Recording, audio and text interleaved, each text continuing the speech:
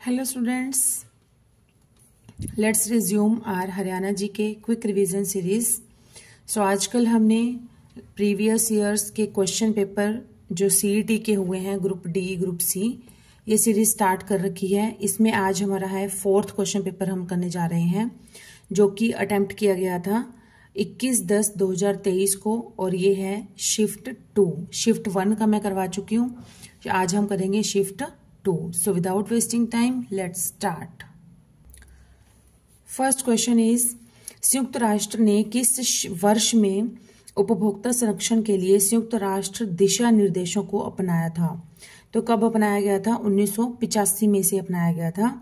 16 अप्रैल 1985 को दिशा निर्देशों को पहली बार संकल्प में महासभा द्वारा अपनाया गया था। बाद में 26 जुलाई 1999 को संकल्प में आर्थिक और सामाजिक परिषद के द्वारा विस्तारित किया गया था, और हाल ही में 22 दिसंबर 2015 को संकल्प में महासभा द्वारा संशोधित किया गया। सालार जंग संग्रहालय कहाँ पर स्थित है? तो यह है हैदराबाद में। तेलंगाना राज्य की राजधानी हैदराबाद शहर में मूसी नदी के दक्षिणी तट पर दार उल शिफा में स्थित सालारगंज संग्रहालय एक कला संग्रहालय है। सालार जंग संग्रहालय की स्थापना 16 दिसंबर 1951 को हुई थी। हैदराबाद के 7वें निजाम के पूर्व प्रधानमंत्री नवाज मीर यूसुफ अली खान सालारगंज तृतीय ने 35 वर्षों की अवधि में अपनी आय का अधिकांश हिस्सा अमूल्य संग्रह एकत्र करने में खर्च कर दिया था, और सन 1961 में संसद के एक अधिनियम के माध्यम से सालारगंज संग्रहालय और उसके पुस्तकालय को राष्ट्रीय महत्व का संस्थान घोषित किया गया। सालारगंज संग्रहालय में 4200 से अधिक कला वस्तुएं, 9000 पांडुलिपियां और 60,000 मुद्रित पुस्तकें हैं। नेक्स्ट इज, लोकतांत्रिक सरकारों के बारे में निम्नलिखित कथनों पर विचार कीजिए, कौन सा कथन सही नहीं है? तो देखते हैं जो सही है, हम पहले उनको देख लेते हैं। लोकतंत्र में लोगों को अपने नेताओं को निर्वाचित करने का अधिकार होता है, ये बिल्कुल सही है। लोकतंत्र को प्रतिनिधित्वात्मक लोकतंत्र के रूप में जाना जाता है। लोकतंत्र सार्वभौमिक वयस्क मताधिकार की गारंटी देता है, लेकिन लोकतंत्र को अल्पतंत्र के रूप में भी जाना जाता है। ये जो एक डेफिनेशन है ये सही नहीं है, बी ऑप्शन। लोकतंत्र दो शब्दों से मिलकर बना है, लोक प्लस तंत्र। लोकतंत्र का अर्थ है कि जनता तथा तंत्र अर्थात शासन, अतः लोकतंत्र का शाब्दिक अर्थ हुआ कि जनता का शासन। लोकतंत्र में लोगों को अपने नेताओं को निर्वाचित करने का अधिकार होता है, अतः विकल्प ए जो है सही है। लोकतंत्र को बहुतंत्र के रूप में भी जाना जाता है, बहुतंत्र के रूप में जाना जाता है, न कि अल्पतंत्र के रूप में जाना जाता है। इसलिए जो ऑप्शन बी है वो राइट आंसर है, और वैसे जो ये डेफिनेशन है बी में वो गलत है, सही नहीं है। लोकतंत्र सार्वभौमिक वयस्क मताधिकार की गारंटी देता है, अतः विकल्प डी भी सही है, तो राइट आंसर हो जाएगा हमारा बी। नेक्स्ट इज, भारत के राजनीतिक भविष्य को निर्धारित करने के लिए ब्रिटिश सरकार ने 1927 में एक आयोग को भेजा था, जिसका नेतृत्व किया था। इसका नेतृत्व किसने किया था? इसका नेतृत्व किया था लॉर्ड साइमन ने। लॉर्ड साइमन आयोग 7 ब्रिटिश सांसदों का एक समूह था, जिसका गठन 8 नवंबर 1927 को संवैधानिक सुधारों के अध्ययन के लिए किया गया था, और इस आयोग में एक भी भारतीय नहीं था। 3 फरवरी 1928 को साइमन कमीशन भारत पहुंचा था।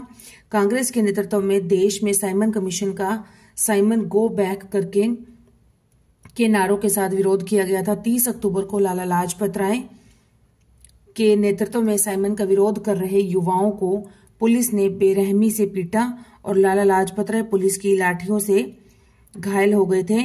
उनकी नवंबर 1928 को मृत्यु हो गई थी।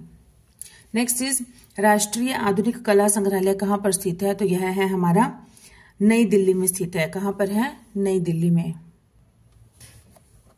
राष्ट्रीय आधुनिक कला संग्रहालय नई दिल्ली में स्थित है।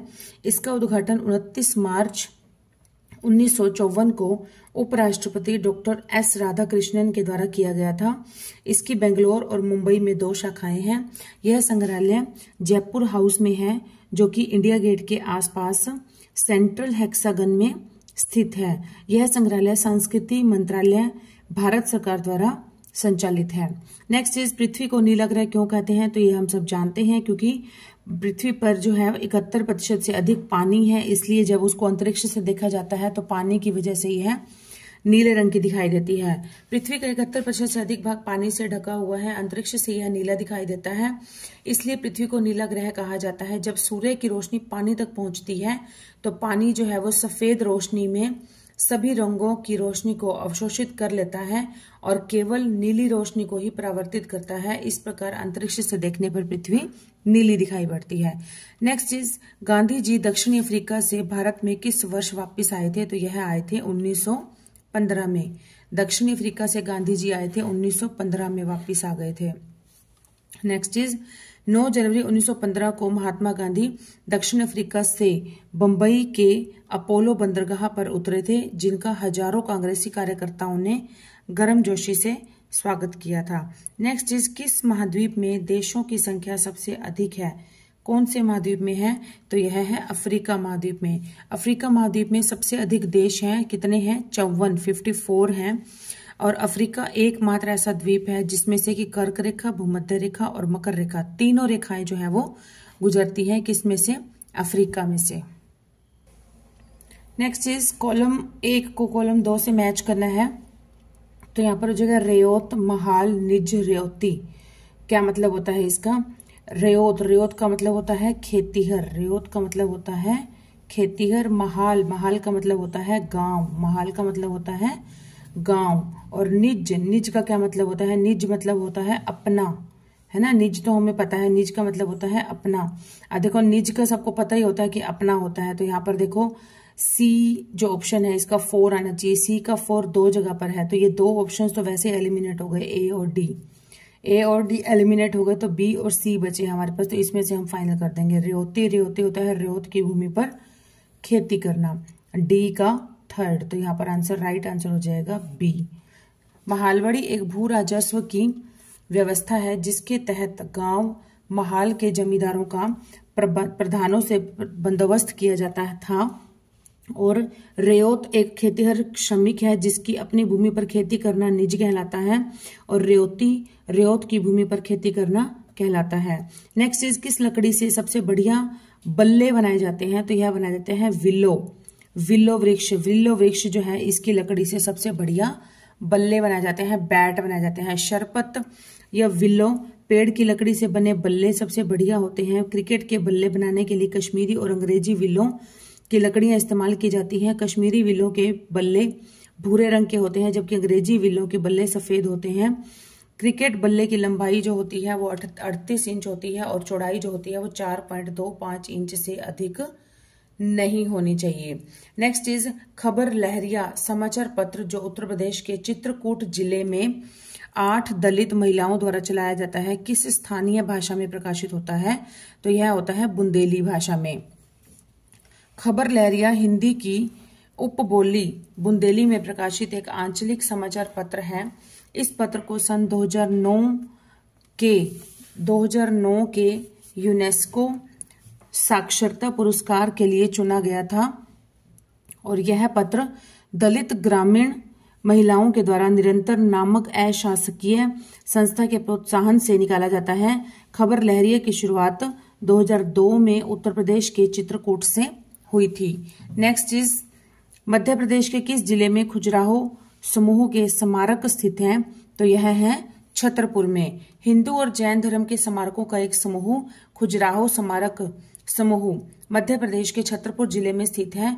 खजुराहो के मंदिरों का निर्माण चंदेल राजवंश के समय में हुआ था। अधिकतर मंदिरों का निर्माण यशोवर्मन और धंग के शासनकाल में हुआ था। वर्तमान में सबसे लोकप्रिय मंदिर कंदरिया महादेव का मंदिर है जिसका निर्माण चंदेल राजवंश के शासक विद्याधर ने करवाया था। नेक्स्ट इज भारत ने वर्ष 2023 में आयोजित एशिया कप का एक दिवसीय क्रिकेट टूर्नामेंट के फाइनल में किस देश को पराजित किया था, तो यह किया था श्रीलंका को।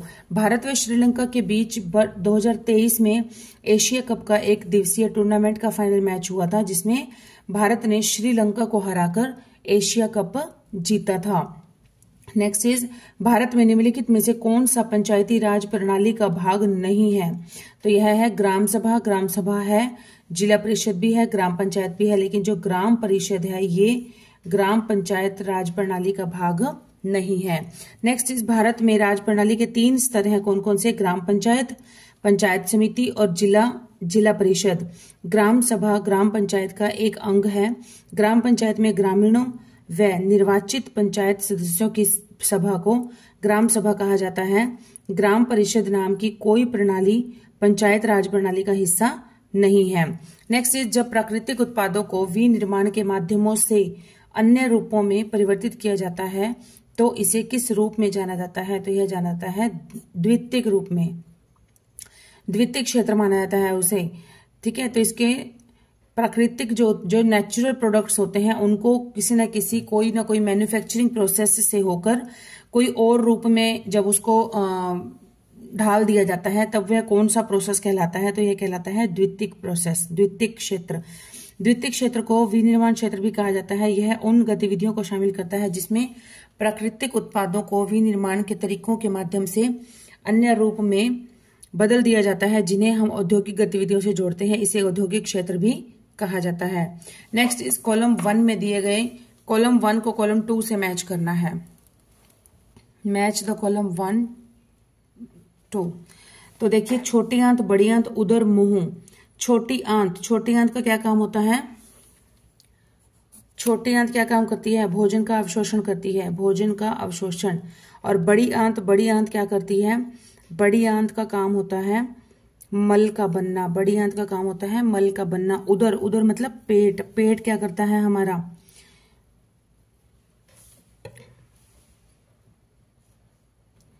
पेट का हमारा काम रहता है भोजन का विलोडन। और मुंह हमारा क्या काम करता है? मुंह हमारा भोजन को चबाने का काम करता है। अच्छा देखिए, इन चारों में से अगर आपको नहीं भी पता हो ना, कोई भी ना पता हो, तो एक भी, क्योंकि मुंह का तो हमें पता ही है। मुंह क्या काम करता है? जब हम खाना खाते हैं, मुंह में डालते हैं, तो भोजन को चबाने का काम करता है मुंह।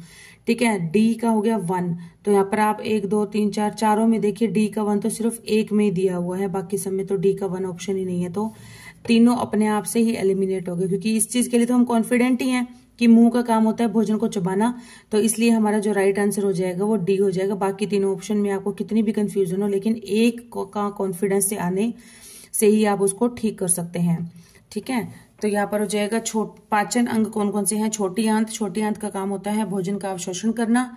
और बड़ी आंत का काम होता है मल का बनना। उदर भोजन का विलोडन।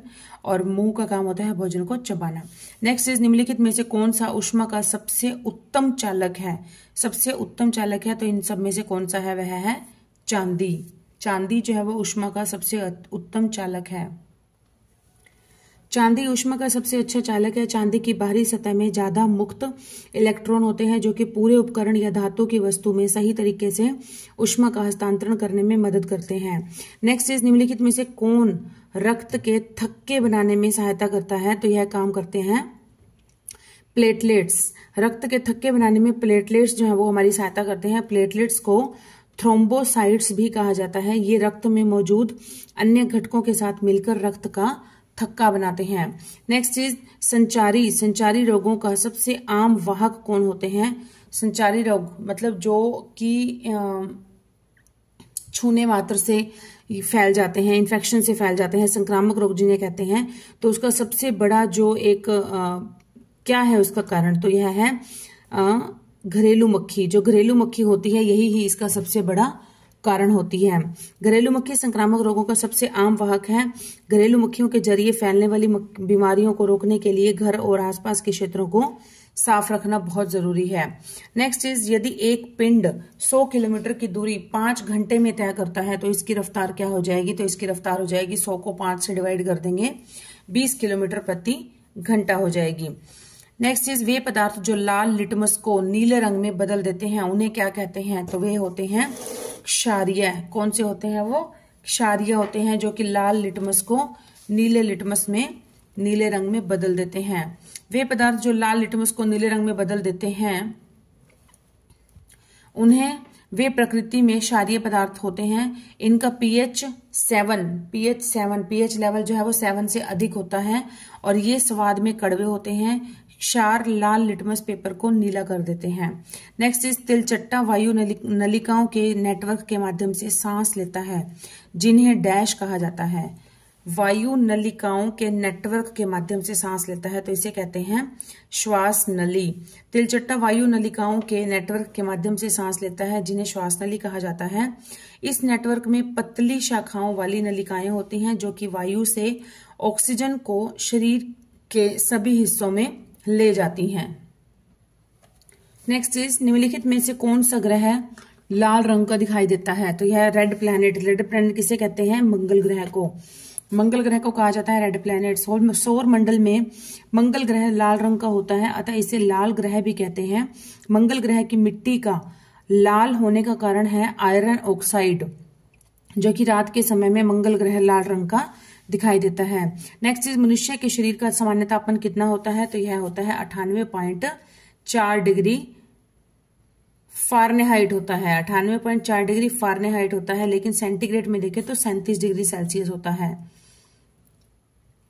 मनुष्य के शरीर का तापमान जो है वो 98.6 डिग्री फारेनहाइट और 37 डिग्री सेल्सियस। अगर सेल्सियस में पूछा जाए तो 37 डिग्री सेल्सियस होता है। अगर फारेनहाइट में आ जाए तो 98.6 डिग्री फारेनहाइट होता है। 38 डिग्री सेल्सियस के ऊपर शरीर का तापमान संक्रमण के कारण उत्पन्न हुआ बुखार माना जाता है। Next is रतौंधी। रतौंधी किसकी कमी से होता है? रतौंधी होता है विटामिन ए की कमी से होता है। रात का अंधापन, रात को कम दिखाई देना, विटामिन ए की कमी से होता है रतौंधी रोग। और विटामिन ए की कमी से शरीर में विभिन्न प्रकार के संक्रमणों से लड़ने की क्षमता भी कम हो जाती है। विटामिन बी की कमी से होता है बेरीबेरी। विटामिन सी की कमी से होता है स्कर्वी और विटामिन डी की कमी से होता है रिकेट्स, जो कि हड्डियों का रोग होता है। Next is column A match column A to column B या 1 to 2। तो देखिए क्या हो जाएगा इसमें। क्लोरोप्लास्ट, राइजोबियम, अमरबेल, पिक्चर पौधा। तो यहां पर हो जाएगा क्लोरोप्लास्ट। क्लोरोप्लास्ट किस में होता है? क्लोरोप्लास्ट होता है पत्ते में। क्लोरोप्लास्ट पत्ते। राइजोबियन क्या होता है? जो फलीदार पौधे होते हैं जिसमें कि फलियां बनती हैं, उसमें उसकी जो उसको बोलते हैं राइजोबियम। अमरबेल क्या होता है? अमरबेल जो है ये परजीवी पौधा है। परजीवी मतलब दूसरे जीवों को खाता है अमरबेल। और पिक्चर पौधा क्या होता है? कीटभक्षी होता है। पिक्चर पौधा कीटभक्षी होता है। तो इसका राइट आंसर क्या हो जाएगा? A3B1। A3B1। तो ये राइट आंसर हो जाएगा 1 फर्स्ट। नेक्स्ट इज कॉलम 1 में दिए हुए कॉलम 1 को कॉलम 2 से मैच करो। तो यहां पर देखते हैं टाइफाइड, हेपेटाइटिस ए, मलेरिया, गेहूं का किट। तो यहां पर क्या हो जाएगा? टाइफाइड किससे होता है? टाइफाइड जो होता है वो एक जीवाणु से होता है। टाइफाइड जो होता है वो जीवाणु से होता है। हेपेटाइटिस ए ये किससे होता है? ये होता है विषाणु से। हेपेटाइटिस ए विषाणु से होता है। मलेरिया जो होता है वो एक प्रकार के प्रोटोजोआ से होता है। और गेहूं का किट ये क्या होता है? गेहूं का किट ये होता है कवक। ये होता है कवक से। तो ये इसका हो जाएगा राइट आंसर। किसमें है? ए का थर्ड, बी का 1। ए का थर्ड, बी का 1। तो ये हो जाएगा बी राइट आंसर हो जाएगा इसका। नेक्स्ट इज निम्नलिखित में से कौन सा अल्पता से संबंधित रोग नहीं है? अल्पता से संबंधित जैसे एनीमिया भी विटामिन ए की कमी से हो जाता है, घेंगा भी हो जाता है, आयोडीन की कमी से, स्कर्वी भी हो जाता है, विटामिन सी की कमी से, अल्पता से होता है, कमी के कारण होता है। लेकिन मलेरिया जो है ये अल्पता से संबंधित रोग नहीं है, क्योंकि मलेरिया का जो कारण है वो क्या होता है? एक प्रकार का प्रोटोजोआ है इसका कारण। अनेमिया है जो आयरन की कमी से होता है, घेंगा आयोडीन की कमी से और स्कर्विस विटामिन सी की कमी से होता है। लेकिन जो मलेरिया है वो एक प्रकार के प्रोटोजोआ से होता है। नेक्स्ट इज वे प्रजातियां जो एक विशेष क्षेत्र में ही पाई जाती हैं उन्हें क्या कहते हैं? उन्हें कहते हैं स्थानिक मतलब किसी विशेष स्थान पर ही रहती हैं ये जो प्रजातियां होती हैं, इसलिए इन्हें स्थानिक प्रजातियां कहा जाता है। वे प्रजातियां जो किसी विशेष क्षेत्र में ही पाई जाती हैं उन्हें स्थानिक प्रजातियां कहते हैं। ये प्रजातियां किसी विशिष्ट भौगोलिक क्षेत्र में पाई जाती हैं। नेक्स्ट इज अधातु का चयन कीजिए। कौन सी है? तांबा, लोहा, सोडियम और सल्फर। तो इसमें से जो सल्फर है ये अधातु है, ये धातु नहीं है। सल्फर एक अधातु है जबकि तांबा, लोहा और सोडियम धातुएं हैं। सामान्य परिस्थितियों में सल्फर परमाणु रासायनिक सूत्र S8 के साथ चक्रीय अष्टकोणीय अणु बनाता है, S8। नेक्स्ट चीज, उस विकल्प का चयन करें जो तीसरे पद से उसी प्रकार संबंधित है जैसे दूसरा पद पहले पद से है। मच्छर से होता है मलेरिया, तो चूहे से कौन सा रोग होता है? चूहे से होता है प्लेग। मच्छर से होता है मलेरिया, तो चूहे से क्या होता है? चूहे से होता है प्लेग का रोग होता है। नेक्स्ट इज, प्रियंका का जन्मदिन किसी महीने के तीसरे शुक्रवार को है। किसी महीने के तीसरे शुक्रवार को है। उसी महीने का चौथा दिन महीने का पहला सोमवार है। उसी महीने का चौथा दिन महीने का पहला सोमवार है, तो प्रियंका के जन्मदिन की दिनांक क्या होगी? तो देखिए, चौथा दिन जो है वो पहला सोमवार है। चौथा दिन पहला सोमवार है, तो इसके रिवर्स जाएंगे हम लोग। सोमवार, फिर रविवार, फिर शनिवार, फिर शुक्रवार, मतलब शुक्रवार को 1 तारीख रही होगी। ठीक है, तो शुक्रवार को हो गया 1। शुक्रवार के बाद ही तो पहला सोमवार आएगा ना, चौथा दिन बनेगा। तो फिर उसके बाद क्या हो जाएगा?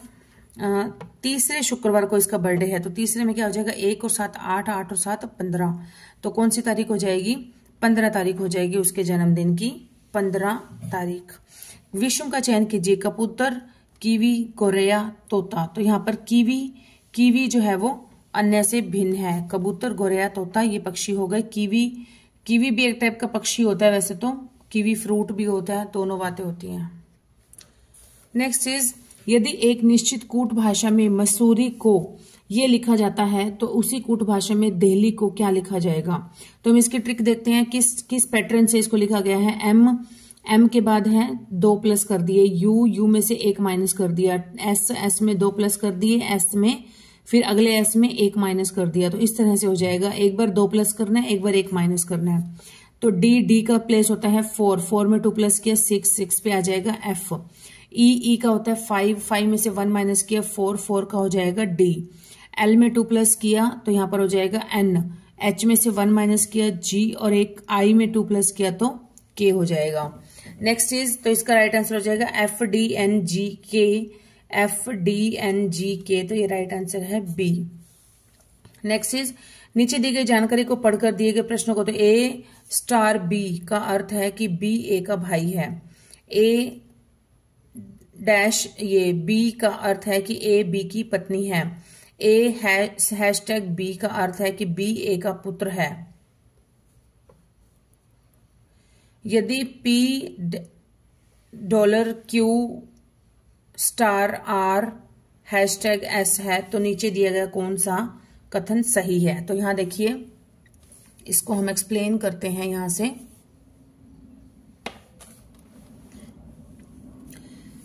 पी और ये हो गया क्यू, तो इसका मतलब क्या हो गया कि पी जो है वो क्यू की पत्नी है। उसके बाद है क्यू स्टार आर, तो क्यू जो क्या हो गया वो आर का भाई हो गया।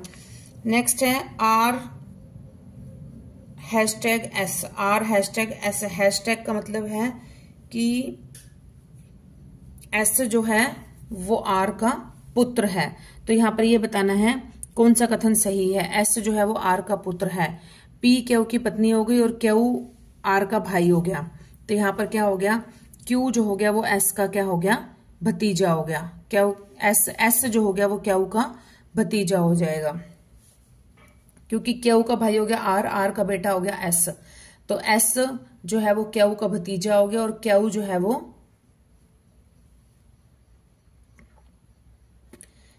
जो है वो एस की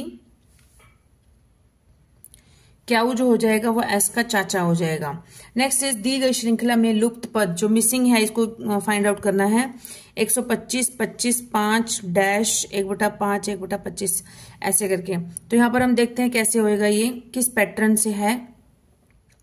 125 को 5 से डिवाइड किया तो 25 आ गया, 25 को 5 से डिवाइड किया तो 5 आ गया, 5 को 5 से डिवाइड करेंगे तो यहां पर क्या आ जाएगा, 1 आ जाएगा। क्या आ जाएगा फ्रेंड्स, 1 आ जाएगा। फिर 1 को 5 से डिवाइड किया तो 1/5, फिर उसको फिर से 5 से डिवाइड किया तो 5 5 जा 25 1/25, फिर 1/125, फिर 1/625, ऐसे सीरीज चलती चली जाएगी।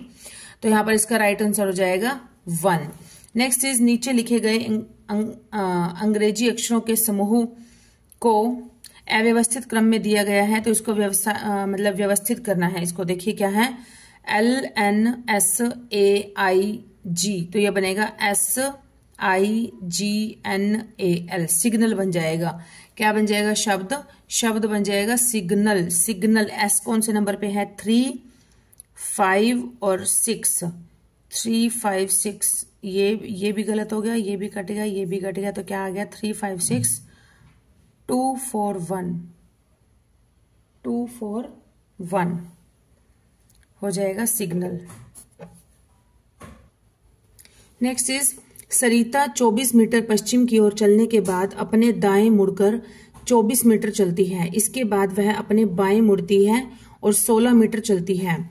पुनः वह अपने बाएं मुड़कर 24 मीटर चलती है और सरिता अब अपनी आरंभिक बिंदु से कितनी दूरी पर है और किस दिशा में है।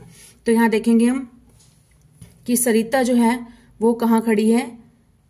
सरिता यहां पर खड़ी है, यहां पर खड़ी है। यहां से ये कहाँ गई? 24 मीटर यहां पश्चिम की ओर गई। ठीक है, पश्चिम की ओर जाने के बाद फिर वो अपने दाएं मुड़ जाती है फिर से 24 मीटर।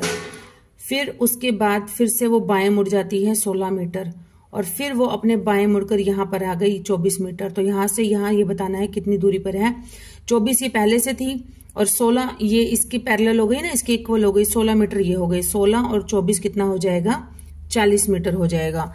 40 मीटर और दिशा कौन सी है इसकी? पश्चिम है। 40 मीटर पश्चिम में।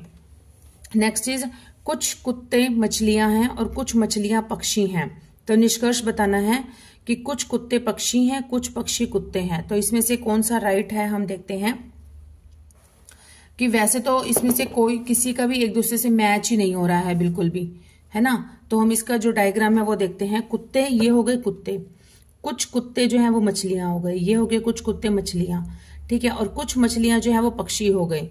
तो इसमें से निष्कर्ष क्या होएगा? कुछ कुत्ते पक्षी हैं, कुछ कुत्ते पक्षी हैं, तो ये तो कोई मैच ही नहीं है यहां से इसके साथ। और कुछ पक्षी कुत्ते हैं, कुछ पक्षी कुत्ते हैं, ये भी इसके साथ मैच नहीं है। तो यहाँ पर क्या हो जाएगा? ना ही तो निष्कर्ष 1 ठीक है और ना ही निष्कर्ष 2 ठीक है। नेक्स्ट इज 6 मित्र हैं PQRSTU उत्तर की ओर मुंह करके एक पंक्ति में खड़े हैं, लेकिन आवश्यक नहीं कि इसी क्रम में ही हो।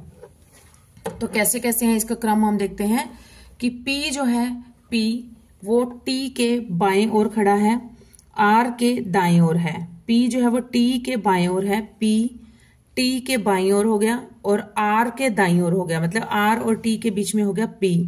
और Q T के दाएं ओर है, Q जो है वो T के दाएं ओर है और S के बाएं ओर है। और S जो है वो U के बाएं ओर है। तो Q का पड़ोसी कौन हो गया? Q का पड़ोसी हो गया S और T। S और T इसके पड़ोसी हो जाएंगे, T और S। नेक्स्ट इज 10 गुणा 10 गुणा 5 भुजाओं वाले कमरे में रखी जा सकने वाली लंबी से लंबी छड़ की लंबाई कितनी हो जाएगी? तो देखते हैं। तो इसका फॉर्मूला लगेगा ये वाला, L² plus B² plus H² का होल स्क्वायर रूट। तो तीनों की वैल्यू पुट करके ये आ जाएगा 225 का होल स्क्वायर रूट। और 225 जो होता है ये 15 का स्क्वायर रूट होता है, 15 का स्क्वायर होता है। तो 15 मीटर जो है वो इसका राइट आंसर हो जाएगा। नेक्स्ट इज कितने वर्षों में 800 रुपए की राशि 10% वार्षिक दर से चक्रवृद्धि ब्याज की दर से 926 रुपए 10 पैसे हो जाएगी, जबकि ब्याज जो है वो प्रति छमाही आयोजित होता है। तो यहां पर हो जाएगा राइट आंसर हम देखेंगे। पहले हम इसको सॉल्व करते हैं। 100 प्लस R अपॉन में 100, R मतलब रेट ऑफ इंटरेस्ट और इसकी पावर हो जाएगी time is equal to A upon में P। तो यहां पर देखते हैं A हमें कितना दिया है 926.10 और P हमें प्रिंसिपल दिया है 800। तो इसको ये हो जाएगा, इसको काटेंगे तो 21/20 21/20। 2T इसलिए लगाया है क्योंकि 2 क्या हो जाएगा हमारा 10% वार्षिक दर दिया गया है, तो इसको आधा करेंगे क्योंकि छमाही लगता है ब्याज, इसलिए 5 हो जाएगा। और 1 वर्ष का हो जाएगा 2 टाइम लगाया है क्योंकि 2 बार आती है, 2 छमाही हो जाएंगे 1 वर्ष में। 21/10 21/10 कैंसिल हो गया। 2T is equal to 3, T is equal to 3/2 मतलब 1 into 1/2 हो जाएगा। तो 1.5 वर्ष हो जाएगा। यही सेम क्वेश्चन ही पीछे जो दिया गया था ना वो 8000, 1 0 और लगी हुई थी। यहां पर था 8000 और यहां पर था 9261। सेम यही क्वेश्चन था, बिल्कुल लिटिल बिट डेटा चेंज कर दिया इन्होंने। नेक्स्ट क्वेश्चन इज किसी संख्या का आधा दूसरी संख्या के 65% के बराबर है, पहली संख्या का दूसरी संख्या से अनुपात कितना हो जाएगा। तो यहाँ पर हम देखते हैं, माना कि पहली संख्या क्या है, पहली संख्या है a और दूसरी संख्या है b। पहली संख्या है a और दूसरी संख्या है b, और a/2 मतलब a का आधा हो गया, b का 65% हो गया, b गुणा 65/100। तो यहाँ पर हो जाएगा a/b इज इक्वल टू 130/100, 13/10 हो जाएगा, 13 अनुपात में 10, डी इसका राइट आंसर हो जाएगा। नेक्स्ट इज यदि a plus B ratio b plus C ratio c plus a is equal to 6:7:8 है, तो a plus B plus C 14 है, तो c की वैल्यू क्या हो जाएगी। तो हम देखते हैं कैसे करना है। a plus B plus C is equal to 14 given है, तो यहाँ पर हो जाएगा c का फॉर्मूला हो जाएगा 14 मतलब a प्लस बी प्लस सी, ये इसकी वैल्यू मल्टीप्लाई इन तीनों का प्लस 6 प्लस 7 प्लस 8/2 माइनस में 6 क्यों, क्योंकि a प्लस बी का जो रेशियो है वो 6 है और हमें निकालनी है वैल्यू c की, है ना। तो यहाँ पर माइनस हम a प्लस बी की वैल्यू जो है वो पुट कर देंगे यहाँ पर, डिवाइडेड बाय 6 प्लस 7 प्लस 8/2, तो इसको कैंसिल करके आ जाएगा c is equal to 6, c का आंसर हो जाएगा 6।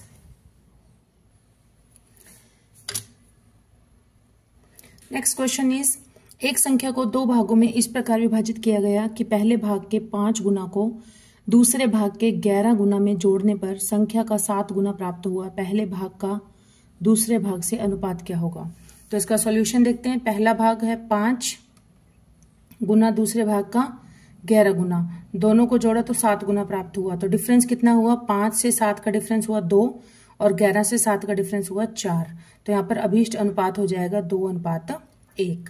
Next is 0.2 multiply 0.2 plus 0.01 divided by 0.1 into 0.1 plus 0.02। तो इसको हम सॉल्व करेंगे, देखिए कैसे करेंगे।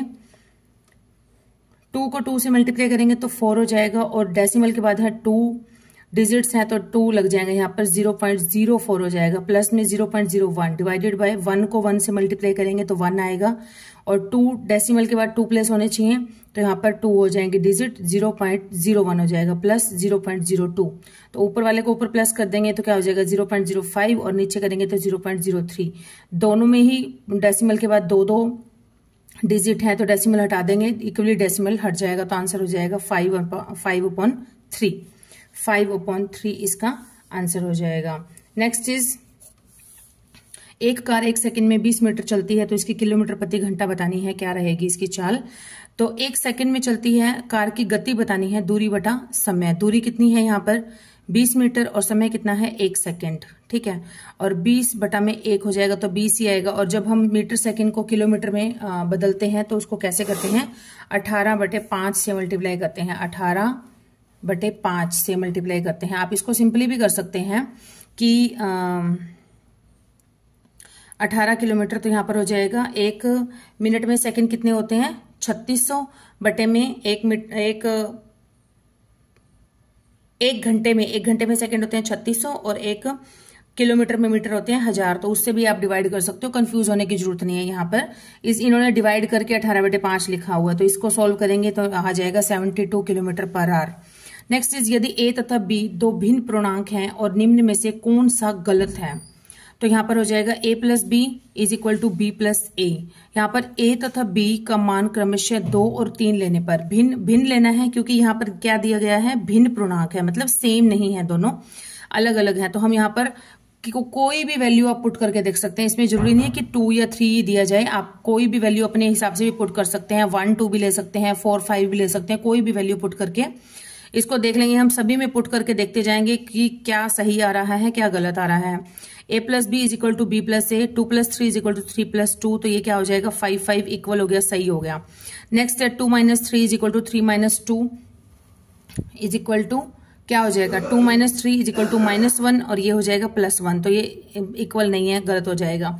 नेक्स्ट है 2 plus 0 is equal to 0 plus 2, तो यहाँ पर हो जाएगा 2 2 आंसर आ जाएगा, सही है ये भी।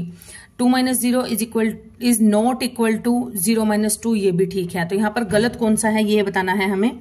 सेकंड वाला जो है बी जो है वो हमारा गलत है, a minus B is equal to B minus A, this is the wrong and this is the right answer. Next is 20 litre दूध तथा पानी के मिश्रण में दूध तथा पानी का अनुपात 3:1 है। इस मिश्रण में कितना दूध और डाला जाए कि अनुपात 4:1 हो जाए। तो यहाँ पर हम देखते हैं पहले क्या था, इसका 3:1 था और अब हमें चाहिए क्या, 4:1 चाहिए। तो मतलब +1 चाहिए। 3 से अनुपात 4 में जाने में 1 प्लस करना पड़ेगा, लेकिन पानी की जो क्वांटिटी है, वाटर की जो क्वांटिटी है वो सेम रहेगी यहाँ पर। तो यहाँ पर हम देखेंगे डाला गया दूध कितना है, 20 लीटर डाला गया है। 20 लीटर मल्टीप्लाई 4 - 3 डिवाइडेड बाय 3 + 1 मतलब +1 मतलब एक अनुपात हमें और बढ़ाना है इसलिए, और 4 - 3 यहाँ पर हो जाएगा। जितना हमें बढ़ाना है उसकी वैल्यू निकालनी है 4 - 3। तो ये हो जाएगा 20 × 1/4। 4 से 20 की वैल्यू कट कर जाएगी 5 लीटर आंसर इसका हो जाएगा। कि जैसे पहले 3 मिलाया जा रहा था, अब कितना मिलाया जाए, 5 लीटर मिलाया जाए, जिससे कि हमारा जो है अनुपात हो जाए इसका 4:1, 4:1, 4:1 हो जाए। वैसे स्टूडेंट्स आप इसको ये भी करके देख सकते हैं। देखिए जैसे हमने 5 निकाला तो इसकी आप वेरिफिकेशन भी कर सकते हैं। कैसे कि 5 लीटर 4 मतलब 20 लीटर दूध हो गया और 5 लीटर वाटर हो गया। तो इसकी वैल्यू क्या बनेगी, देखिए 5 4 = 20, 4:1 हो जाएगा। ओके, तो इस तरह से आप अपने क्वेश्चन की वेरिफिकेशन भी कर सकते हैं। आंसर की वेरिफिकेशन करने से हमें डैम श्योर हो जाता है कि ये आंसर जो है, ये हमारा क्वेश्चन जो है बिल्कुल राइट है। Next one is 0.5 × 0.5 + 0.5 divided by 5 किसके इक्वल है। तो इसकी वैल्यू बतानी है, इसको सॉल्व करके बताना है। तो इसमें कौन सा फॉर्मूला होगा, बोर्ड मास, BODMAS, ये वाला फॉर्मूला हमारा यूज होगा। B और O नहीं है, D है हमारा, डिवाइड। सबसे पहले हम क्या करेंगे, यहाँ पर डिवाइड करेंगे। तो यहाँ पर डिवाइड में क्या है, 0.5 डिवाइडेड बाय 5। तो यहाँ पर इसको डिवाइड करेंगे तो आंसर हो जाएगा 0.1 हो जाएगा। उसके बाद हमारा होगा मल्टीप्लाई करेंगे 0.5 × 0.5। तो यहाँ क्या हो जाएगा, 5 5 = 25 और डेसिमल के बाद 2 प्लेस हैं तो 2 प्लेस ऑलरेडी बन गए यहाँ पर। प्लस यहां से ये सॉल्व किया, आया आंसर 0.1। दोनों को प्लस करेंगे तो हमारे पर आंसर हो जाएगा। अच्छा, आप डेसिमल में प्लस माइनस करना भी कईयों को नहीं आता है, मैं यहाँ पर शॉर्ट में करके दिखा देती हूँ। 0.25 तो यहाँ पर कई बच्चे क्या करेंगे, 0.26 कर देंगे, है ना। तो वैसा नहीं होगा, क्योंकि पॉइंट के नीचे, डेसिमल के नीचे डेसिमल ही आना चाहिए। कोई भी डिजिट आगे पीछे हो जाए कोई दिक्कत नहीं है, लेकिन डेसिमल के नीचे डेसिमल आना चाहिए। यहाँ पर 1 हो गया, यहाँ पर कोई डिजिट नहीं है, तो यहाँ पर हम क्या लगा देंगे, 0 लगा देंगे।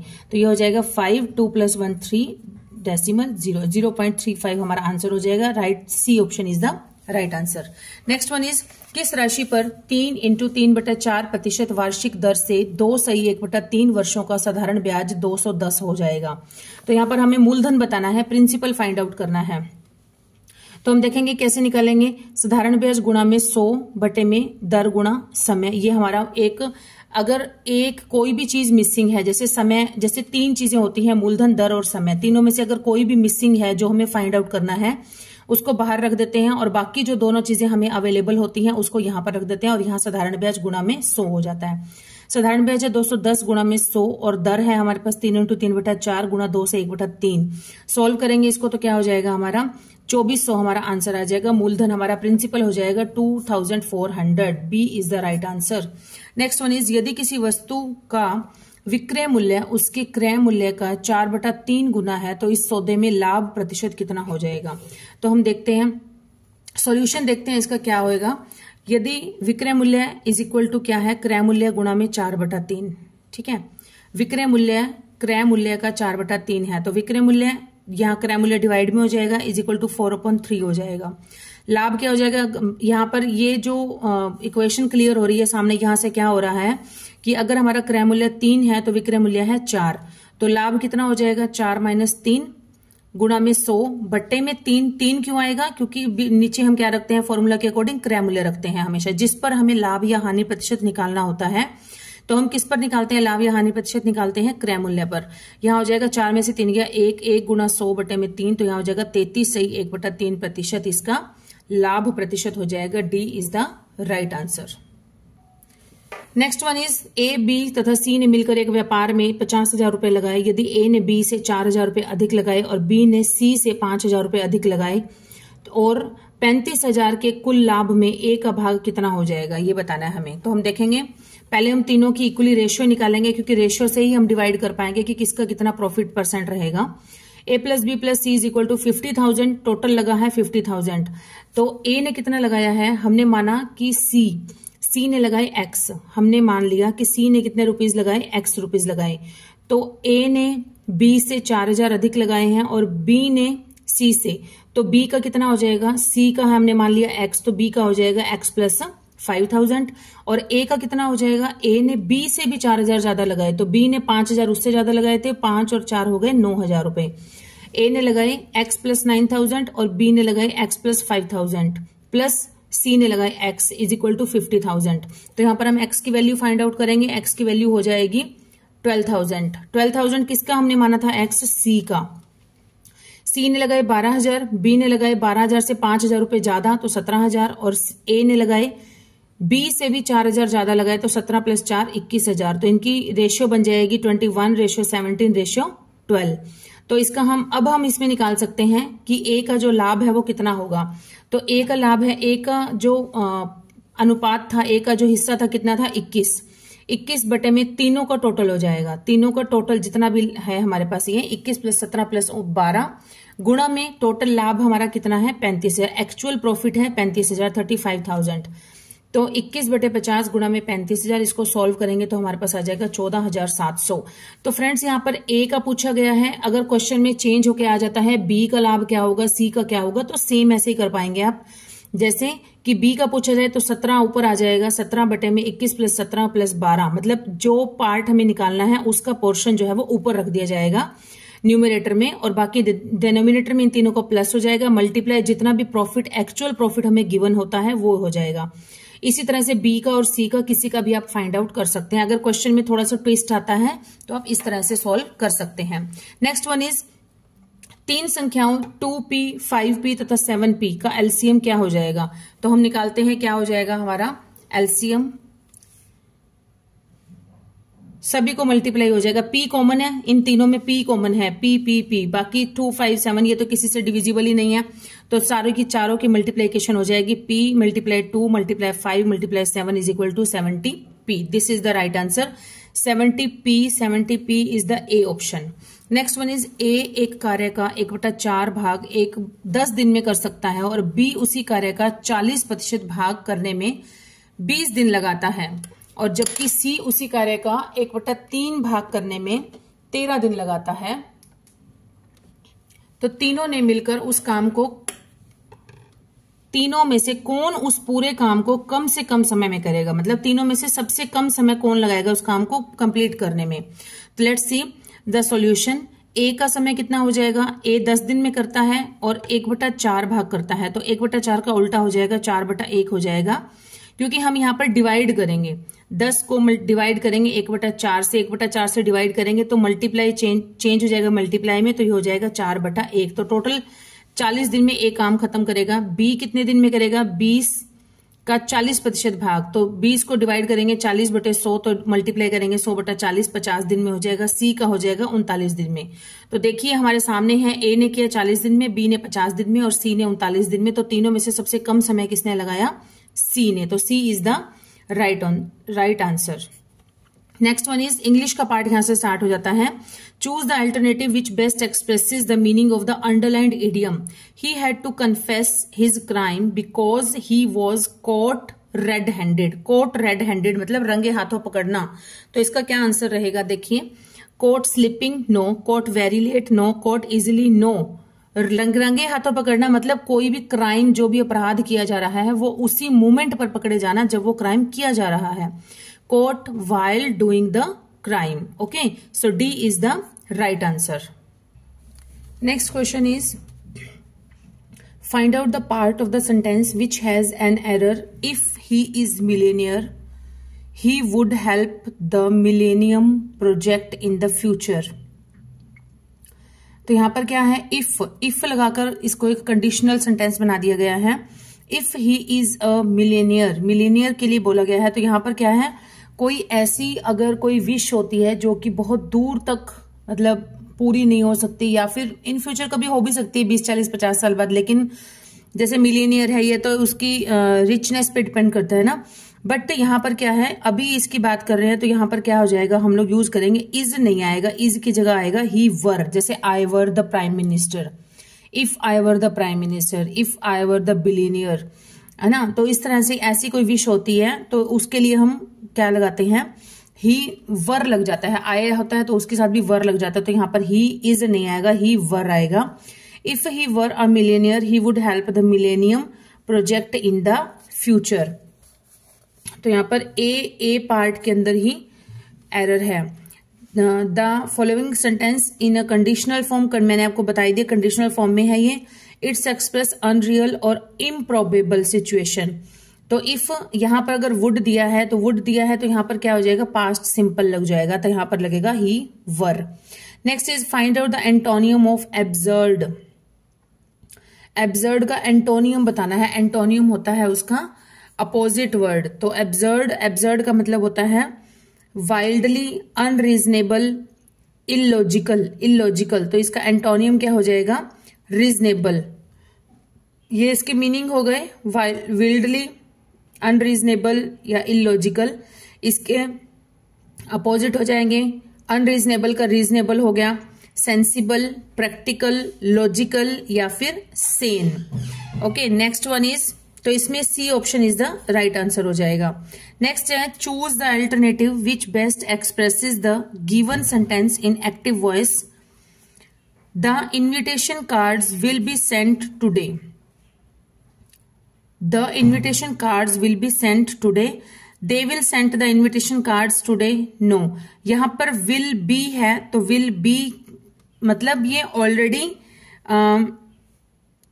आपका पैसिव वॉइस में बना हुआ है, will be लगा है, तो हम यहां पर लगाएंगे एक्टिव वॉइस में चेंज करना है इसको। तो क्या हो जाएगा, यहां पर will be किस में चेंज करते हैं, will be चेंज करते हैं will को चेंज करते हैं will be में।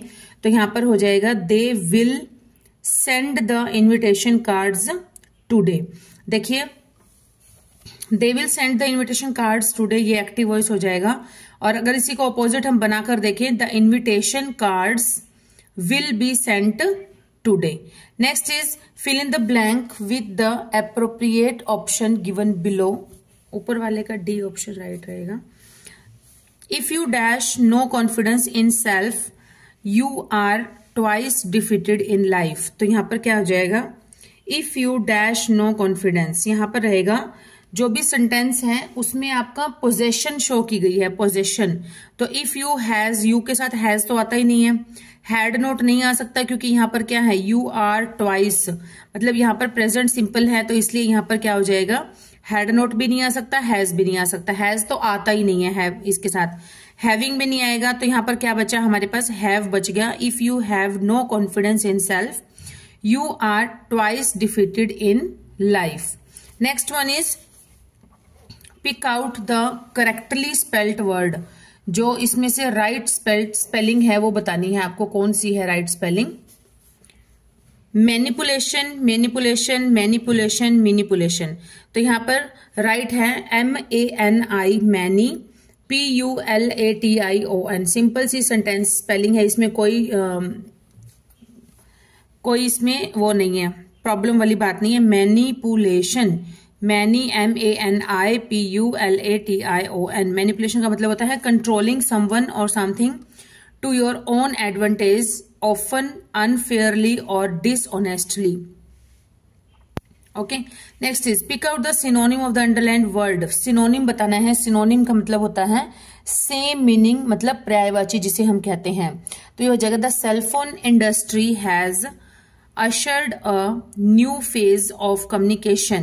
तो यहां पर क्या हो जाएगा, अशर्ड का मतलब होता है टू टेक और show somebody where to go. Synonym हो जाएगा इसका हेराल्डेड, स्टीयर्ड, गाइडेड या कंट्रोल्ड। तो इनमें से हमें ऑप्शंस में गिवन है हेराल्डेड, तो यहां पर ये राइट आंसर हो जाएगा, सी इज द राइट आंसर हो जाएगा। Find out the correct indirect speech of the following sentence. Indirect speech बताना है, इसका कौन सा राइट है यहां पर। He said do you know German, he said do you no, questioning sentence है सबसे पहली बात। दूसरा क्वेश्चन स्टार्ट किससे हो रहा है, हेल्पिंग वर्ब से, डू से। तो यहाँ पर क्या लग जाएगा, जब ऐसी कंडीशन होती है तो एक तो आस्क्ड लगेगा, यहाँ पर क्वेश्चन पूछा गया है। सेकंड लगेगा डू है, तो डू की यहाँ पर दोनों को रिपोर्टिंग वर्ब है, रिपोर्टेड स्पीच, दोनों को जब ज्वाइन करेंगे तो लगेगा इफ। ठीक है, तो यहाँ पर एक तो ये टू देख लीजिए, ये ए ऑप्शन तो एलिमिनेट हो गया, ए ऑप्शन एलिमिनेट हो गया, बच्चे हमारे पास B, C and D. Do you know German, तो इफ यू को चेंज करेंगे ही के अकॉर्डिंग, तो ही के अकॉर्डिंग यू का क्या बन जाएगा, ही बन जाएगा, ही नो। यहां पर फर्स्ट फॉर्म गिवन है, फर्स्ट फॉर्म किस में चेंज होती है, सेकंड फॉर्म में, तो सेकंड फॉर्म क्या हो जाएगी इसकी, न्यू हो जाएगा। इफ ही न्यू, इफ नहीं सॉरी, यू को चेंज करते हैं हम लोग, जो यहां पर ऑब्जेक्ट होता है, ऑब्जेक्ट यहां पर गिवन नहीं है तो ऑब्जेक्ट यहां पर कोई भी हो सकता है। हम आए को भी, हम सपोज कर लेते हैं कि हमारे से क्वेश्चन पूछा जा रहा है, मेरे से पूछा जा रहा है सपोज, तो इस हिसाब से यहां पर क्या हो जाएगा, if I knew German, then the right answer is he asked me if I knew German. Following narration express a query, query पूछी गई है और therefore we use asked. Question पूछा गया है तो क्वेश्चन वाले में हम क्या लगाते हैं, जब इसको चेंज करते हैं रिपोर्टेड स्पीच को हम लोग चेंज करते हैं इनडायरेक्ट में, तो यहां लग जाता है asked. Okay, next one is choose the most appropriate alternative to fill in the blank. यहां पर the noise comes from dash the river, तो यहां पर क्या हो जाएगा, noise comes from across the river, across the river यहां पर आ जाएगा क्योंकि एक साइड से दूसरी साइड तक, across from one side of something to the other, मतलब एक किनारे से दूसरे किनारे तक जब नदी की लहरें जो है जा रही हैं तब उसकी आवाज आ रही है बहुत। Next one is choose the most appropriate option to fill in the blank. Many beggars sat dash the wall of the temple, तो यहां पर क्या हो जाएगा, दीवार के ऊपर थोड़ा ही बैठेंगे, दीवार के अंदर थोड़ा ही बैठेंगे, दीवार के साथ साथ बैठे हैं। बेगर्स जो है वो आपने देखा भी होगा, कहीं बड़े मंदिर में जाते हैं तो वहां पे हरिद्वार वगैरह कहीं जाते हैं तो मंदिर के साथ साथ, दीवार के साथ साथ बैठे होते हैं ये, तो यहां पर हो जाएगा along, from one side, one end to, on और beside something long. Okay, next is आप विश्वास के योग्य नहीं हैं। इस वाक्य के रेखांकित अंश, रेखांकित है विश्वास के योग्य, इसमें सर्वाधिक उपयुक्त बताना है, तो यहां पर बताएंगे हम विश्वासवान नहीं है, विश्वासी नहीं है, विश्वसनीय नहीं है, या विश्वासदायी नहीं है, तो यहां पर राइट आंसर रहेगा विश्वसनीय, विश्वसनीय नहीं है आप। नेक्स्ट वन इज मेरी आत्मजा अब विदेश में रहती है। आत्मजा, आत्मजा का मतलब क्या होता है ये बताना है।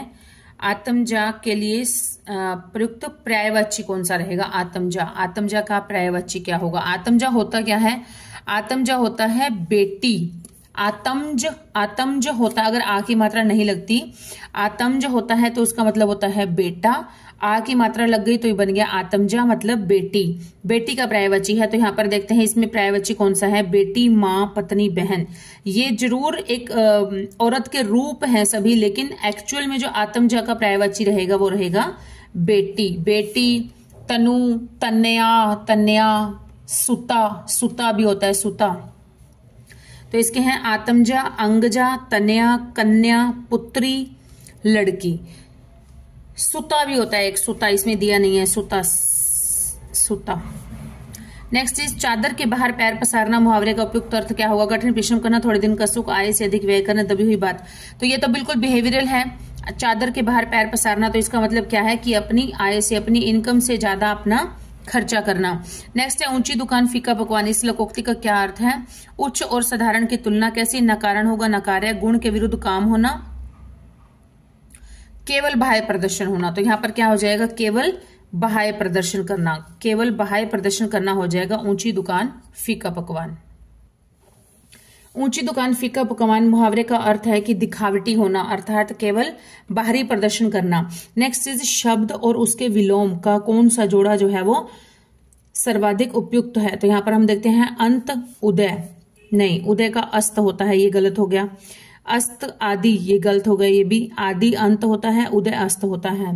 नेक्स्ट है अति उत्तम, अति उत्तम, ये तो दोनों, ये तो ठीक नहीं है बिल्कुल भी। और अमर मर्त्य, तो ये बिल्कुल सही हो जाएगा। तो सी इज द राइट आंसर हो जाएगा। तो हम इसके देखते हैं, सभी के देखते हैं विलोम क्या हो जाएंगे। अंत, अंत का होता है आदि। अस्त, अस्त का होता है उदय। अमर का होता है मर्त्य और अति का होता है अल्प। ओके, नेक्स्ट इज परमार्थ शब्द का सर्वाधिक उपयुक्त संधि विच्छेद क्या होगा। परमार्थ, परम प्लस अर्थ, परम प्लस अर्थ, अ और अ मिलकर आ बन गए, तो यहां पर राइट आंसर हो जाएगा डी। और संधि कौन सी है, यहां पर दीर्घ संधि है। निम्नांकित विकल्पों में से तद्भव शब्द का चुनाव कीजिए। तद्भव, तद्भव कौन सा है, मूल्य, दूर्वा, वक, तो तद्भव है यहां पर बी, बी। तद्भव वे शब्द होते हैं जो संस्कृत से कुछ परिवर्तन करके हिंदी भाषा में सम्मिलित किए जाते हैं। नेक्स्ट है वक, वक क्या है, तत्सम है, और वक का तत्सम है वक, लेकिन इसका जो तद्भव हो जाएगा वो क्या हो जाएगा, बगुला। नेक्स्ट इज निम्नलिखित किस वाक्य में विराम चिन्ह का उपयुक्त प्रयोग हुआ है। बारिश बंद हो गई, बंद के बाद कोमा है, ये बिल्कुल गलत हो गया, और क्वेश्चन मार्क वाला भी नहीं है। तुम्हें यहां किसने बुलाया, तो ये भी ठीक नहीं है। तुम्हें यहां के बाद एक्सक्लेमेटरी का क्या साइन है, कोई साइन ही नहीं है। तुम्हें के बाद कोमा आ सकता था, किसने बुलाया है, क्वेश्चन मार्क आएगा। किसी समय में एक न्यायप्रिय राजा था, तो ये भी नहीं आएगा, यहाँ पर चिन्ह है। पूछे गए प्रश्नों के उत्तर दीजिए, तो ये सिंपल सेंटेंस है, तो क्वेश्चन मार्क नहीं लगा है, सॉरी सिंपल पूर्ण विराम लगा है, तो यही बिल्कुल सही आंसर है डी।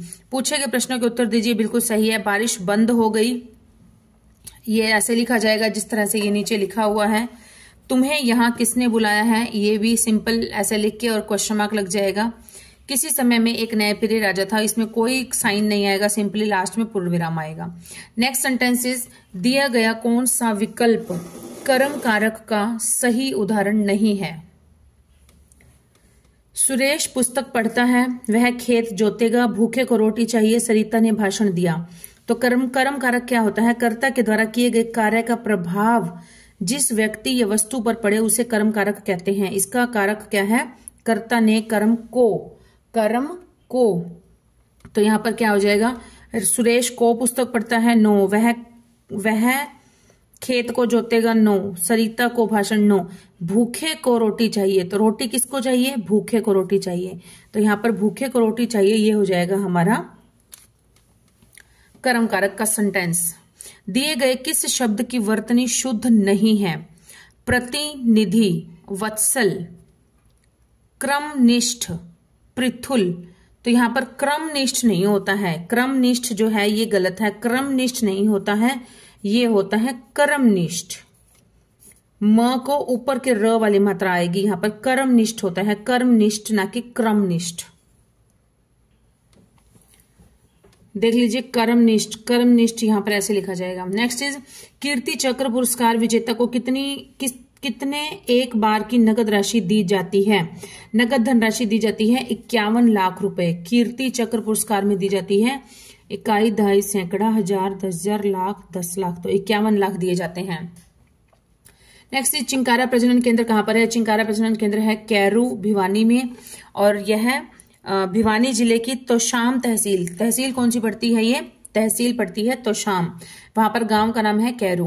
नेक्स्ट इज हरियाणा की ग्रामीण जनसंख्या राज्य की कुल जनसंख्या का कितना प्रतिशत है, तो यह है 65% है। राज्य की कुल जनसंख्या जो है उसका लगभग 65% भाग जो है वो गांवों में रहता है। कुल जनसंख्या है 2011 की जनगणना के अनुसार 2,53,51,462, और जिसमें से 1,65,09,359 जो है ग्रामीण जनसंख्या थी, और बाकी जो कुल जनसंख्या का ये बनती है 65.12% बनती है। नेक्स्ट इज प्रत्येक माह का कौन सा दिन तिथि भोजन बेटी का जन्मदिन स्कूल में अभिनंदन के रूप में मनाया जाता है। तिथि भोजन बेटी का जन्मदिन स्कूल में अभिनंदन के रूप में मनाया जाता है, तो यह मनाया जाता है कब, हर महीने का तीसरा मंगलवार, हर महीने का तीसरा मंगलवार है जो इस रूप से इस टाइप से मनाया जाता है स्कूल के अंदर। तो इसको पढ़ते हैं कैसे, कहां से स्टार्ट हुआ ये। गुजरात राज्य में तिथि भोजन और बेटी का जन्मदिन स्कूल के अभिनंदन नामक योजना के सफल होने पर अब हरियाणा सरकार ने प्रत्येक माह के तीसरे मंगलवार को सरकारी स्कूलों में तिथि भोजन बेटी का जन्मदिन स्कूल में अभिनंदन के रूप में मनाया जाएगा। तथा उसी महीने में आने वाली सभी बेटियों का जो जन्मदिन होगा, उसी महीने के तीसरे मंगलवार को ही बेटी का जन्मदिन स्कूल में अभिनंदन के रूप में मनाया जाएगा। इस दिन बेटियों का स्वागत करके उन्हें सम्मानित किया जाएगा। और गुजरात में इस योजना के सफल होने के बाद केंद्रीय मानव संसाधन मंत्रालय ने भी सभी राज्यों को सर्कुलर भेजकर इस योजना को अडॉप्ट करने का आग्रह किया था। नेक्स्ट वन इज, कौन संघ लोक सेवा आयोग के पूर्व सदस्यों में से हरियाणा कैडर के भारतीय प्रशासनिक सेवा के अधिकारी थे? तो कौन थे ये? S.K. मिश्रा। S.K. मिश्रा भारतीय प्रशासनिक सेवा के अधिकारी S.K. मिश्रा का जन्म उत्तर प्रदेश राज्य में हुआ था। सिविल सेवा से सेवानिवृत्त होने के बाद मिश्रा कुछ समय के लिए संघ लोक सेवा आयोग में कार्यरत रहे। भारत सरकार ने उन्हें वर्ष 2009 में पद्म भूषण के नागरिक सम्मान से सम्मानित किया। नेक्स्ट इज, वीर शिकारगढ़ वन्यजीव अभयारण्य कहां पर स्थित है? तो यह हमें पता है, पंचकुला में स्थित है। वीर शिकारगढ़ वन्यजीव अभयारण्य हरियाणा राज्य के पंचकुला जिले में स्थित है और इसमें गिद्ध संरक्षण और प्रजनन केंद्र पिंजौर भी है। इसे 29 मई 1987 को वन्यजीव अभयारण्य के रूप में अधिसूचित किया गया था। नेक्स्ट इज, निम्नलिखित में से कौन सा स्थान भारतीय महिला हॉकी खिलाड़ियों के लिए जाना जाता है? तो यह जाना जाता है शाहाबाद। शाहाबाद हरियाणा का स्थान है जहां भारतीय महिला हॉकी खिलाड़ियों के लिए जाना जाता है। शाहाबाद कस्बा कौन से जिले में आता है? तो यह आता है कुरुक्षेत्र जिले में, जहां पर हॉकी मार्कंडेश्वर अकेडमी के नाम से अकेडमी चलती है, जो कि नेशनल लेवल पर हॉकी खिलाड़ी तैयार करते हैं। नेक्स्ट इज, कितने विधानसभा निर्वाचन क्षेत्र हैं हरियाणा में? हरियाणा में है 90 विधानसभा निर्वाचन क्षेत्र हैं 90, लोकसभा निर्वाचन क्षेत्र हैं 10 और राज्यसभा निर्वाचन क्षेत्र हैं 5। हरियाणा राज्य का गठन हुआ था 1966 में। पूर्वी पंजाब राज्य के एक हिस्से को अलग करके किया गया था।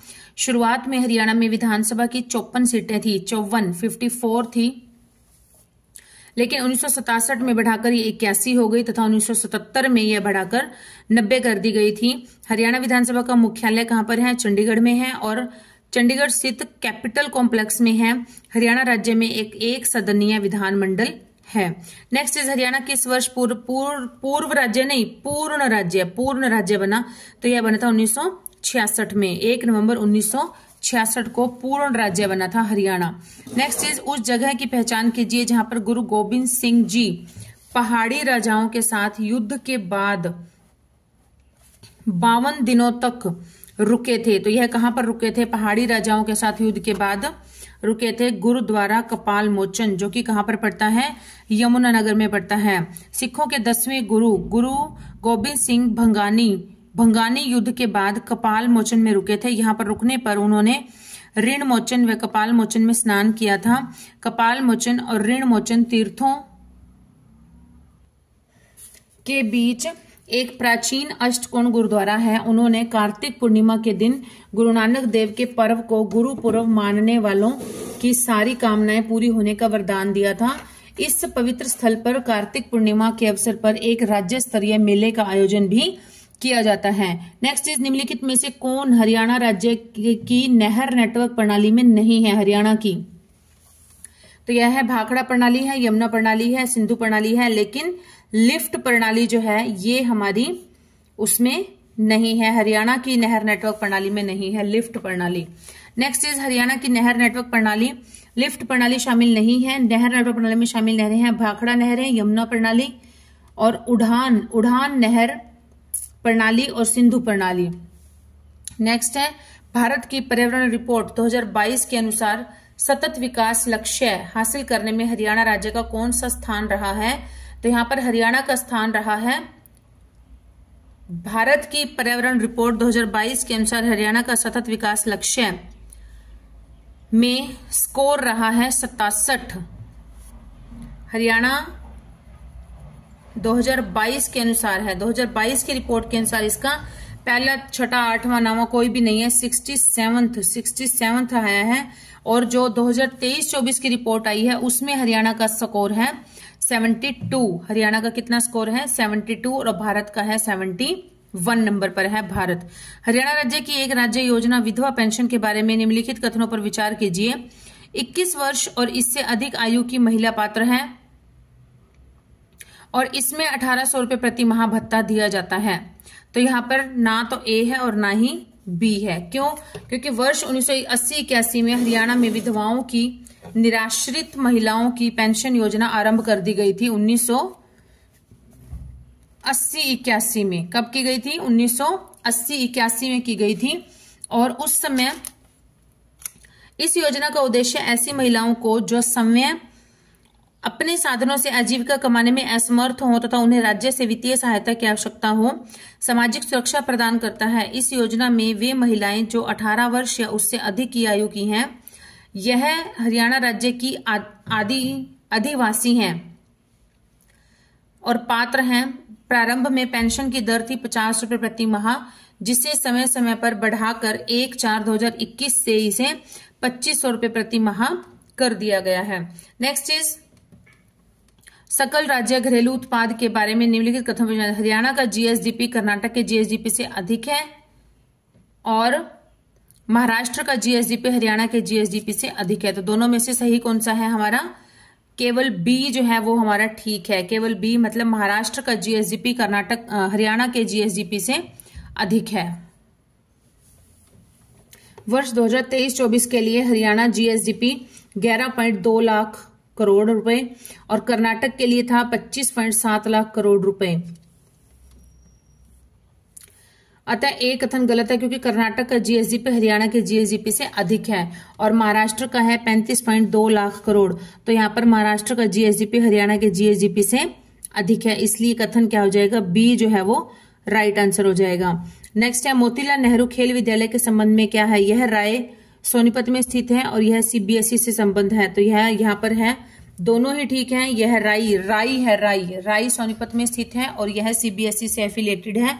दोनों ही बिल्कुल ठीक है। Motilal Nehru school of sports Haryana राज्य के सोनीपत जिले के राई नामक स्थान में एक बोर्डिंग स्कूल है। बोर्डिंग मतलब हॉस्टल की फैसिलिटी है यहाँ पर। इसकी स्थापना जुलाई 1973 में हरियाणा सरकार द्वारा की गई थी। यह पूरी तरह से आवासीय और सह शैक्षणिक है। को एजुकेशनल है, मतलब छात्र और छात्राओं दोनों को दी जाती है यहाँ पर शिक्षा।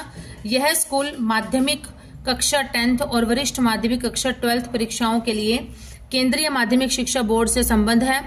शिक्षा विश्व रैंकिंग 2016 के अनुसार इसे देश के शीर्ष 10 बोर्डिंग स्कूलों में स्थान दिया गया है। टॉप 10 में इसका नाम था 2016 की रैंकिंग के अनुसार। स्कूल का उद्देश्य छात्रों को राष्ट्रीय शिक्षा अकादमी एनडीए में प्रवेश करने के लिए तैयार करना भी है। नेक्स्ट इज भारतीय प्रबंधन संस्थान हरियाणा में कहां पर अवस्थित है? तो यह है हमारा रोहतक में है। भारतीय प्रबंधन IIM हरियाणा के रोहतक में स्थित भारतीय प्रबंधन संस्थान IIM Indian institute of management की स्थापना वर्ष 2010 में 11वीं पंचवर्षीय योजना के तहत घोषित 6 नए IIM में से एक के रूप में की गई थी। IIM को भारतीय प्रबंधन संस्थान अधिनियम 2017 के पारित होने के बाद राष्ट्रीय महत्व के संस्थानों के रूप में घोषित किया गया है। संस्थान का आदर्श वाक्य है ज्ञान भान गुणेन च प्रबंध, अर्थात ज्ञान और मूल्यों के माध्यम से प्रबंधन। नेक्स्ट इज निम्नलिखित कथनों पर विचार कीजिए। तो क्या है? ये है मसानी बैराज रेवाड़ी जिले में स्थित है और कौशल्या बांध पिंजौर में स्थित है। तो इन दोनों में से बताना है कौन सा सही है। तो ये हमारा है ए और बी, दोनों ही सही है कि मसानी बैराज जो है वो रेवाड़ी जिले में है और जो कौशल्या बांध है वो हमारा कहां पर है? पिंजौर में से। कौशल्या बांध हरियाणा राज्य के पिंजौर में घग्गर और हाकरा नदी की सहायक नदी कौशल्या नदी पर बना हुआ है। मसानी बैराज जिसे मसानी पुल भी कहा जाता है मौसमी साहिबी नदी पर बना बैराज है जो कि 1989 में पूरा हुआ था। इसका नाम भारत में हरियाणा के रेवाड़ी जिले के मसानी गांव के नाम पर रखा गया है। हरियाणा में म्हारा गांव जगमग गांव योजना के अंतर्गत वर्तमान में लगभग कितने गांवों को शामिल किया गया है? तो यह किया गया है लगभग 6000 गांवों को। हरियाणा सरकार ने जुलाई 2015 में स्वैच्छिक योजना म्हारा गांव जगमग गांव योजना शुरू की। जनवरी 2022 तक हरियाणा के 5569 लगभग 6000 गांवों को म्हारा गांव जगमग गांव योजना से जोड़ा गया है। नेक्स्ट इज राज्य के 2 सबसे महत्वपूर्ण स्मारक लाट और हुमायूं मस्जिद किस स्थान पर हैं? लाट और हुमायूं मस्जिद, तो यह है हमारी, कहां पर है? फतेहाबाद शहर में है। कहां पर है ये हमारी? लाट और हुमायूं मस्जिद दोनों ही हमारी कहां पर है? फतेहाबाद में स्थित हैं। फतेहाबाद शहर की पुरानी तहसील के पास मोहल्ला बाबा पीर स्थित हुमायूं की मस्जिद का निर्माण मुगल बादशाह हुमायूं ने करवाया था। इस मस्जिद का निर्माण उसी स्थान पर करवाया गया था जहां पर दिल्ली के सुल्तान फिरोज शाह तुगलक के द्वारा बनवाई गई लाट पहले से ही खड़ी हुई थी। पानीपत का तीसरा युद्ध किस किस के बीच हुआ था? तो पानीपत का तीसरा युद्ध हुआ था, हमें पता है, अहमद शाह अब्दाली और मराठाओं के बीच हुआ था, अहमद शाह अब्दाली और मराठाओं के बीच। हरियाणा राज्य के पानीपत में मराठों व अहमद शाह अब्दाली के बीच जनवरी 1761 14 जनवरी 1761 को पानीपत का युद्ध हुआ था। इस युद्ध को पानीपत का तीसरा युद्ध कहते हैं। सदाशिवराव भाऊ के नेतृत्व में मराठा सेना को अहमद शाह अब्दाली ने बुरी तरह से हरा दिया था। और यह कहां पर हुआ था? यह हुआ था काला अंब नामक जगह पर हुआ था। हरियाणा में पानीपत में काला अंब नामक जगह पर हुआ था। हरियाणा और भारत को खिलाड़ी देने के लिए प्रसिद्ध भैंसवाल कला किस जिले में स्थित है? तो यह है भैंसवाल कला, जो गांव है ये हमारा स्थित है सोनीपत में। हरियाणा और भारत को खिलाड़ी देने के लिए प्रसिद्ध भैंसवाल कला नामक गांव हरियाणा के सोनीपत जिले में स्थित है। नेक्स्ट इज हरियाणा का राज्य पशु कौन सा है? तो यह तो हमें पता ही है, काला हिरण है। काला हिरण भी कह देते हैं, इसे ब्लैक बक भी कहा जाता है और इसे कहीं कहीं पर श्याम मृग या फिर कृष्ण मृग भी कहा जाता है। कृष्ण मृग भी कहीं कहीं पर लिखा हुआ आ जाता है, तो इसलिए कंफ्यूज नहीं होने का, मैंने सारे बता दिए। और इसका जो साइंटिफिक नेम है वो है एंटीलोप सर्विकापरा। हरियाणा राज्य का राज्य पशु है काला हिरण। नर पशु के ऊपरी हिस्से काले होते हैं और निचले हिस्से और आंखों के चारों ओर घेरा सफेद होता है। इसके सींग जो होते हैं वो छल्लेदार होते हैं, जो कि 28 इंच तक भी लंबे होते हैं। हल्के भूरे रंग की मादा जो है वो आमतौर पर सींग रहित होती है, बिना सींगों के होती है, जो मादा होती है, जो फीमेल होती है इनकी। निम्नलिखित में से कौन सा हरियाणा का पारंपरिक पोशाक का हिस्सा नहीं है? चोरनो है, ये हमारा हरियाणा की पारंपरिक पोशाक का हिस्सा नहीं है। हरियाणा राज्य की जाट महिलाएं लंबी ढीली चौड़ी स्कर्ट पहनती हैं, जिसे घाघरा या दामन कहते हैं। ओढ़नी या चादर जो होती है वो कपड़े का एक लंबा टुकड़ा होती है, जिसे महिलाएं अपने कपड़ों के ऊपर पहनती हैं। पुरुष अपने सिर पर पगड़ी पहनते हैं। लेकिन चोरनो जो है यह हरियाणा का पारंपरिक पोशाक नहीं है, यह गुजरात की पारंपरिक पोशाक है चोरनो। नेक्स्ट इज निम्नलिखित में से हरियाणा का कौन सा जिला पंजाब और राजस्थान के साथ सीमा साझा करता है? पंजाब और राजस्थान दोनों के साथ, तो यह कौन सा है हमारा? डी है ऐसा जिला जो कि पंजाब और राजस्थान दोनों साइड से ही दोनों जिलों के साथ सीमा साझा करता है। हरियाणा राज्य के सिरसा जिले की जो सीमा है वो पंजाब व राजस्थान से लगती है। तो यहाँ पर सिरसा जिले से लगती है इसकी सीमा, जैसे कि जहां पर है ये जीवनगर, एलाहाबाद और तलवाड़ा खुर्द जो एक गांव आता है, उससे वो है हरियाणा का आखिरी गांव है। उससे अगला जो गांव है वो है तलवाड़ा झील, वो किसके अंदर आता है? वो राजस्थान में आता है। तो यहां से इसकी सीमा राजस्थान से टच होती है और आगे बढ़ता चला जाता है, और उसके बाद यहाँ पंजाब से इसकी सीमा जो है वो टच होती है सिरसा जिले के पास है कालांवाली तहसील जो है, तहसील उससे आगे जो है जाते हैं, तो आगे जाकर इसकी जो सीमा है वो पंजाब की सीमा यहां से स्टार्ट हो जाती है। तो यही एक ऐसा जिला है जिसकी सीमा पंजाब और राजस्थान दोनों से ही टच होती है। Next and the last question of this test, निम्न में से कौन सा हरियाणा का नृत्य रूप नहीं है? तो यह है फाग है जो होली के त्योहार पर होता है, लूर भी है और खोड़िया भी है। लेकिन जो ताल घड़ी ये हरियाणा का नृत्य रूप नहीं है। हरियाणा राज्य के लोक नृत्य हैं खोड़िया, होली, लूर, फागुन, डफ और गुग्गा नृत्य आदि हैं।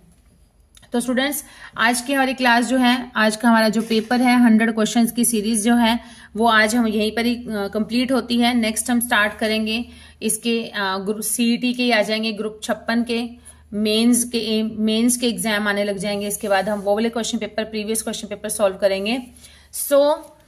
मुझे बहुत अच्छा लग रहा है स्टूडेंट्स, आप बहुत अच्छा सपोर्ट कर रहे हैं मेरे चैनल को। प्लीज इससे भी ज्यादा से ज्यादा आप please do like, share and subscribe my channel, और ज्यादा से ज्यादा सपोर्ट कीजिए, अपने फ्रेंड्स, अपने रिलेटिव्स के साथ शेयर कीजिए, और मेरे एफर्ट्स को भी प्लीज आप अप्रिशिएट कीजिए। क्योंकि देखिए, बड़े बड़े चैनल्स को तो सभी सपोर्ट करते ही हैं, लेकिन जो न्यू ग्रोइंग होता है, जो न्यू डेवलप करना चाहता है, अपने आप को ग्रो लेना चाहता है, उसको भी आपको ज्यादा से ज्यादा सपोर्ट करना बनता है। मिलते हैं, जल्दी ही मिलेंगे नेक्स्ट वीडियो में, नेक्स्ट न्यू क्वेश्चंस के साथ, न्यू क्वेश्चन पेपर के साथ। Till then keep studying and keep hard working, and please do support this channel. Bye students.